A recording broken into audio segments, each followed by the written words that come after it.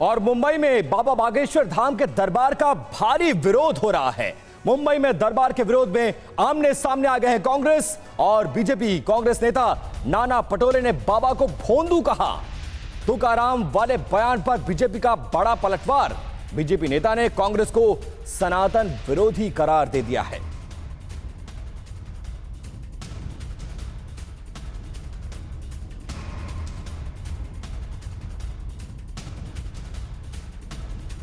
कि बाबा बागेश्वर धाम सरकार, जिन्हें पंडित धीरेन्द्र शास्त्री को कहा जाता है, वो पहुंच चुके हैं एक बार फिर से महाराष्ट्र के दौरे पर।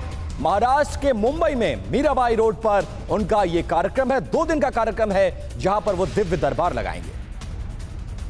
जिस बागेश्वर बाबा के चमत्कार को सियासत के बड़े से बड़े सूरमा भी नमस्कार करते हैं,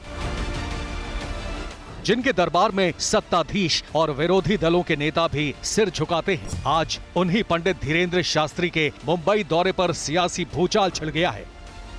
दरअसल जिस कांग्रेस के कद्दावर नेता बाबा की शरण में पहुंचते हैं, उसी कांग्रेस के महाराष्ट्र प्रदेश अध्यक्ष नाना पटोले ने 18-19 को मुंबई में लगने वाले दरबार का विरोध किया है। संत श्रेष्ठ तुकाराम महाराज, वो सिर्फ महाराज के नहीं तो पूरे देश के, दुनिया के सर्वश्रेष्ठ संत रहे। और वो संत के बारे में ऐसे भोंदू बाबा आकर महाराज जैसे पुरोगामी विचार के राज्यों में उनको गलत बोल रहे हैं, तो ऐसे भोंदू बाबा के ऊपर सरकार ने कार्रवाई करना चाहिए। वही बीजेपी जो सत्ता में है वही उनको प्रमोट कर रही होगी, तो उसका पीछे का कारण तो समझना चाहिए। इसे लेकर नाना पटोले ने सूबे के मुखिया एकनाथ शिंदे को चिट्ठी भी लिखी, जिसमें अंधविश्वास को बढ़ावा देने और संत तुकाराम के अपमान को मुद्दा बनाया गया। उधर बीजेपी ने कांग्रेस के इस कदम को सनातन विरोधी बता दिया। सनातन हिंदू धर्म का अध्यात्म क्या है, उनमें क्या शक्तियां हैं, कैसे ऊर्जा का संचारण होता है, इस बारे में अध्ययन करें, मंथन करें, उसके बाद विरोध करें। केवल हिंदू धर्म के साधु संत है करके अधूरे अध्ययन के आधार पर यदि कांग्रेस दल विरोध करता है, तो पुनः एक बार वे हिंदू साधु संतों के घोर विरोधी है। जब मध्य प्रदेश में कांग्रेस के वरिष्ठ नेता से पार्टी के स्टैंड पर सवाल किया गया, तो उन्होंने कह दिया कि उन्हें इस बारे में कोई जानकारी ही नहीं है। कांग्रेस के अध्यक्ष ने सीएम को पत्र लिखा है कि धीरेन्द्र शास्त्री की कथा नहीं होनी चाहिए, मुंबई में अंधविश्वास फैला। मुझे इसकी जानकारी। हालांकि जिन्हें जानकारी है, उनकी लाइन ऑफ पॉलिटिक्स भी समझना मुश्किल है।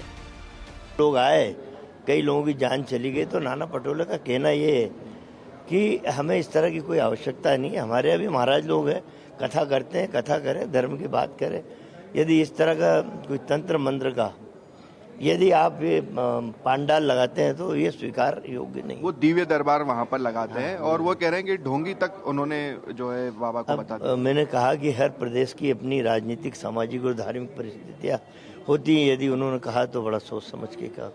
यानी तय है, मध्य प्रदेश में सियासत के लिए साथ जरूरी है, लेकिन महाराष्ट्र में संत तुकाराम के अपमान पर विरोध मजबूरी है।